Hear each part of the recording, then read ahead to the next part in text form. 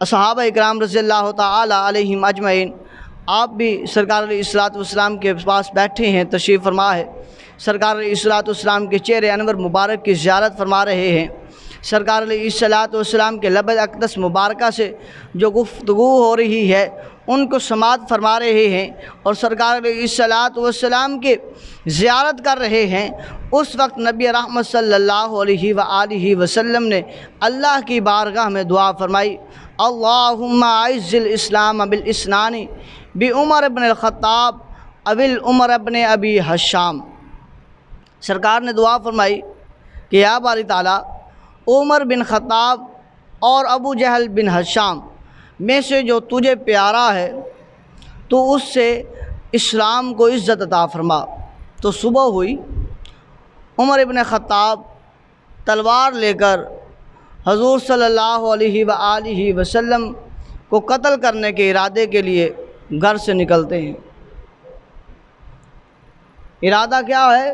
قتل کرنے کا، کہ وہ شمع کو بجھانے کا، کہ جس شمع کے جلنے سے یہ ہر طرف جو ہے وہ اجالا ہوا ہے، ہر طرف جو ہے وہ روشنی ہوئی ہے، جس چراغ کے جلنے سے ہر طرف جو ہے کرنیں پھیلی ہیں، جس سورج کے چمکنے سے ہر طرف جو ہے وہ روشنی ہوئی ہے، اندھیرا ختم ہوا ہے، اس اجالے کو، اس نور کو، اس شمع کو، اس چراغ کو بجھانے کے لیے عمر بن خطاب جو ہے اپنی تلوار لے کر اپنے ہاتھ میں چلتے ہیں۔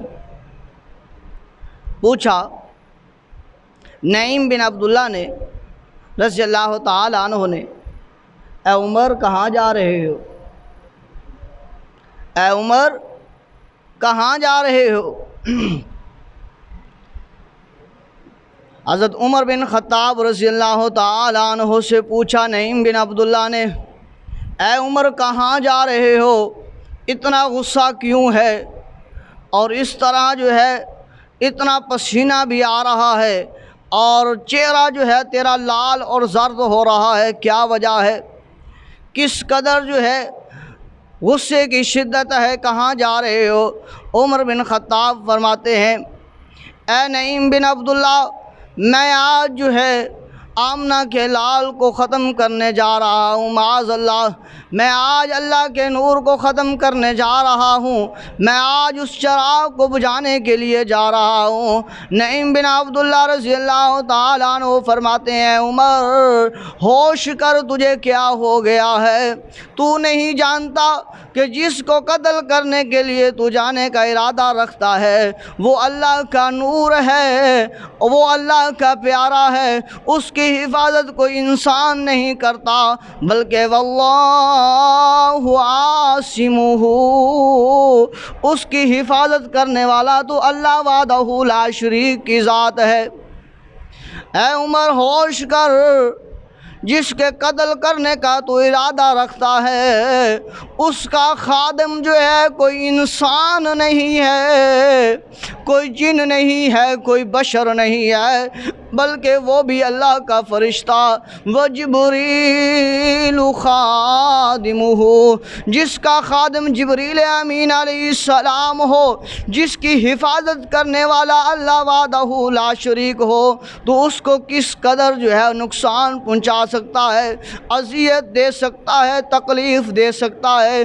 پہلے نبی رحمت صلی اللہ علیہ وسلم کے پاس جانے سے پہلے ذرا اپنے گریبان میں جھانک کر تو دیکھ لے۔ عمر بن خطاب کہتے ہیں، کیا ہوا؟ کیسے میں اپنے گریبان میں جھانکوں؟ نعیم بن عبداللہ فرماتے ہیں، جا کر دیکھ، تیری بہن نے جو ہے نبی رحمت صلی اللہ علیہ وسلم کا کلمہ پڑھ لیا ہے، تیرے بہنوئی نے نبی رحمت صلی اللہ علیہ وسلم کا کلمہ پڑھ لیا ہے، وہ دونوں میاں بیوی نبی رحمت صلی اللہ علیہ وسلم کے دامن کو انہوں نے تھام لیا ہے، اور تو جاتا ہے نبی رحمت صلی اللہ علیہ وسلم کے پاس ان کو قتل کرنے کے ارادے سے۔ ذرا جا کر اپنے بہن اور بہنوئی کی خبر تو جا کر لے لے۔ حضرت عمر بن خطاب انہیں بڑا جو ہے وہ غصہ آتا ہے، اور شدید جو ہے وہ غضبناک ہوتے ہیں، اور فوراً اپنی بہن کی طرف جو ہے وہ چلتے ہیں۔ بہن کا دروازہ فاطمہ بنت خطاب رضی اللہ تعالی عنہ ان کا دروازہ جا کر کھٹکھٹاتے ہیں۔ آواز آتی ہے، کون ہے دروازے پر؟ اس قدر جو ہے وہ تیزی کے ساتھ، اس قدر غصے کے ساتھ، اس قدر جو ہے وہ زور سے دستک دینے والا کون ہے؟ تو باہر سے آواز آتی ہے کہ عمر بن خطاب ہوں۔ بہن نے دروازہ کھولا، اندر خباب بن زید رضی اللہ تعالی عنہ، حضرت فاطمہ بنت خطاب اور حضرت ان کے خامد رضی اللہ تعالی عنہ کو کلمہ پڑھا رہے ہیں اور قرآن پاک کی تعلیم دے رہے ہیں، اور قرآن پاک کی تعلیم دے رہے ہیں۔ عمر بن خطاب نے دیکھا کہ بہن یہ کیا کر رہی تھی۔ آگے سے بہن کہتی ہے کہ میں اللہ کا کلام قرآن مجید پڑھ رہی تھی۔ حضرت خباب رضی اللہ تعالیٰ عنہ دوسرے کمرے میں جا کر چھپ جاتے ہیں۔ عمر بن خطاب اپنی بہن فاطمہ بنت خطاب کو مارنا شروع کر دیتے ہیں۔ اس قدر انہیں مارتے ہیں، اس قدر انہیں مارتے ہیں اپنی بہن کو کہ آپ کے جسم مبارک سے خون کے فوارے بہنے شروع ہو جاتے ہیں۔ حضرت عمر بن خطاب رضی اللہ تعالیٰ عنہ آپ کے بہنوئی اپنی بہن کو چھڑانے کے لیے، اپنی بیوی کو چھڑانے کے لیے حضرت عمر بن خطاب رضی اللہ تعالیٰ عنہ سے کوشش کرتے ہیں تو عمر بن خطاب انہیں بھی مارنا شروع کر دیتے ہیں۔ اب دونوں شدید زخمی ہو گئے ہیں، آپ کی بہن بھی زخمی ہے، بہنوئی بھی زخمی ہے۔ عمر بن خطاب پوچھتے ہیں کہ کیا پڑھ رہی تھی؟ اور یہ جو قرآن پڑھ رہی ہے، جو ایمان لے کے آئی ہے نبی پر، وہ چھوڑ دے، دین اسلام کو چھوڑ کر واپس اپنے مذہب پر آ جا۔ تو عمر بن خطاب کی بہن فاطمہ بنت خطاب اپنے جوش میں بولتی ہے، اپنے لب و لہجے میں بولتی ہے، اے عمر سن لے، میں اپنے جسم کے ٹکڑے ہونا تو دیکھ سکتی ہوں، اپنے اعضاء تو کٹتے ہوئے دیکھ سکتی ہوں، خود تو اپنی جان دے سکتی ہوں، پر دامن مصطفیٰ صلی اللہ علیہ وسلم کو نہیں چھوڑ سکتی۔ تو یاد رکھ لے، تو بھی خطاب کا بیٹا ہے، تو میری رگوں میں بھی خطاب کا خون دوڑتا ہے، پر یہ یاد رکھ لے اب میرے بھائی والا کوئی سلوک نہیں ہوگا، میں کوئی تجھے وہ بھائی نہیں مانوں گی جب تک کہ تو دار اسلام میں داخل نہیں ہو جاتا۔ دار اسلام میں داخل ہوگا تو میرا تو بھائی ہے، تو میرا پیارا ہے، تو میرا ویر ہے۔ اگر دار اسلام میں داخل نہیں ہو سکتا تو میں نہ تیرے سے ڈروں گی، نہ میں تیرے سے عجبوں گی، میں تیرے سے نہ شرم و حیا کروں گی، بلکہ یہ یاد رکھ لے دین اسلام کو نہیں چھوڑ سکتی، اپنی جان تو دے سکتی ہوں، اسلام پر اپنے آپ کو تو وار سکتی ہوں، نبی رحمت صلی اللہ علیہ وسلم کے قدموں پر اپنی جان کو تو نچھاور کر سکتی ہوں، پر دین اسلام کو، دامن مصطفیٰ صلی اللہ علیہ وسلم کو نہیں چھوڑ سکتی۔ عمر بن خطاب بڑے حیران ہیں، بڑے پریشان ہیں کہ عجیب معاملہ ہے، ایمان لانے سے پہلے یہ میری بہن کبھی میری طرف اپنی آنکھوں کو اٹھا کر نہیں دیکھا، اس طرح میرے آگے بولی نہیں ہے، اس طرح میرے آگے جواب نہیں دیا، اس طرح کبھی میرے آگے وہ کھڑی نہیں ہوئی، اس طرح آگے میری بات کو کبھی اس نے ٹوکا نہیں ہے، کبھی مجھے کسی بات پر روکا نہیں ہے۔ آج کیا ہو گیا ہے میری اس بہن کو کہ مجھے ہی کہہ رہی ہے کہ میں نے تجھے بھائی نہیں ماننا، اس وقت بھائی مانوں گی جب کہ دار اسلام میں داخل ہو جائے گا۔ اب جب سنی بات اپنی بہن کی تو دل نرم پڑ گیا، دل نے نرم پڑنا ہی تھا، اب دل میں شمع رسالت کی محبت جاگ رہی ہے، شمع وہ جلنے کی جو ہے وہ تمنا کر رہی ہے، جس کو بجھانے کے لیے وہ کوشش کر رہا تھا۔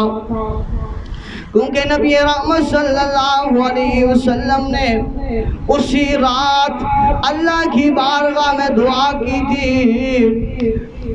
آپ علیہ السلام نے دعا فرمائی تھی، اللہم اعز الاسلام بالاسلام بعمر ابن الخطاب ابی عمر ابن ابی حشام، کہ یا باری تعالیٰ اے اللہ عمر بن خطاب یا ابو جہل بن حشام، ان دونوں میں سے جو تجھے پیارا ہے، جو تجھے عزیز ہے، جو تجھے خاص ہے، میرے کریم اللہ اسے ایمان سے باروبار فرما اور اس سے اسلام کو عزت عطا فرما۔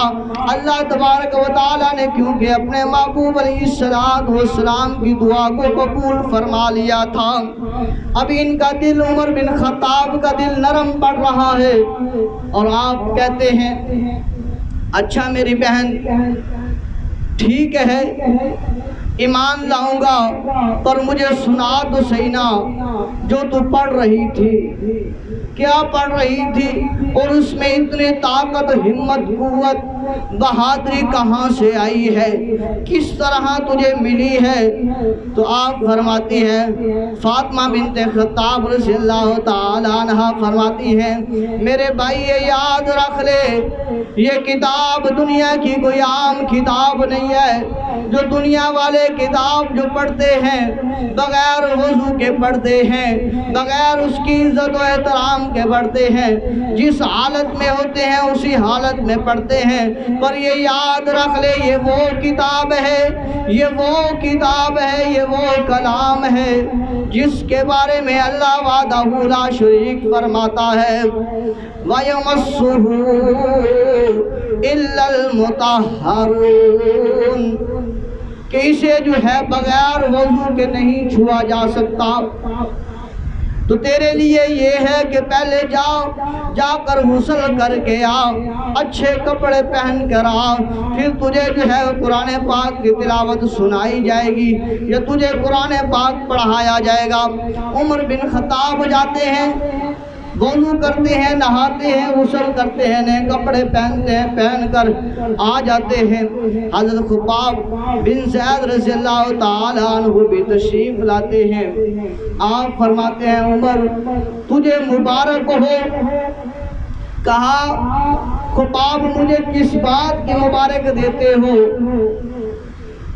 حضرت خباب رضی اللہ تعالیٰ عنہ فرماتے ہیں عمر تجھے اس لیے مبارکباد دے رہا ہوں کہ اللہ کے پیارے نبی نے کل رات ہمارے سامنے اللہ کی بارگاہ میں دعا کی تھی، اللہم اعز المسلمین، کہ باری تعالیٰ اسلام کے لیے عمر بن خطاب یا عمر بن حشام ان دونوں میں سے ایک کو قبول فرما۔ تو اللہ تبارک و تعالی نے تیرا انتخاب فرمایا ہے، تجھے مالک کریم نے قبول فرما لیا ہے۔ تو حضرت خباب رضی اللہ تعالیٰ عنہ نے عمر بن خطاب رضی اللہ تعالیٰ عنہ کو سورۃ طٰہٰ کی کچھ آیتیں مبارکہ سنائی۔ تو حضرت عمر بن خطاب رضی اللہ تعالیٰ عنہ کا رخ جو غصے میں آپ آ رہے تھے وہ ختم ہو گیا، اب تمنا بڑھ گئی کہ میں ایمان لے کر آؤں۔